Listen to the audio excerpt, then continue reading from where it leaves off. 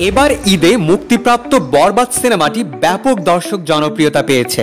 অসাধারণ গল্প এবং শাকিব ও ইধিকার দুর্দান্ত অভিনয় ইতোমধ্যেই দর্শকদের হৃদয় কেড়ে নিয়েছে। পরিচালক হিসেবেও নিজের প্রথম সিনেমার জন্য প্রশংসা কুড়াচ্ছেন মেহেদী হাসান হৃদয়। তবে এত আলোচনার মধ্যে হুট করেই প্রকাশ্যে আসলো এক চাঞ্চল্যকর তথ্য।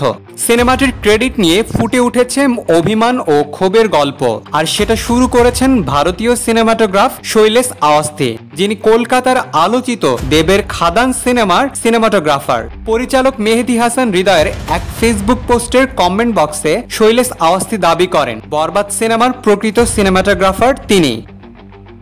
শুধু তাই নয়, সিনেমাটির সৃজনশীল ও ভিজুয়াল নির্মাণে তারই প্রধান ভূমিকা থাকলেও চূড়ান্ত ক্রেডিট থেকে তাকে বাদ দিয়ে সিনেমাটোগ্রাফির স্বীকৃতি দেওয়া হয়েছে রাজু রাজকে।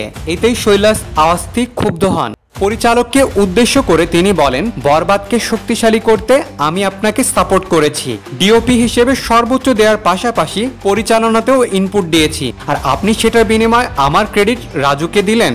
যারা আসলে আপনার সিনেমা বানিয়েছে তাদের প্রতি এই অবমাননা করবেন না। এটা শুধু পেশাগত নয়, ব্যক্তিগত বিশ্বাসঘাতকতাও। আমি এ বিষয়ে চুপ করে থাকবো না।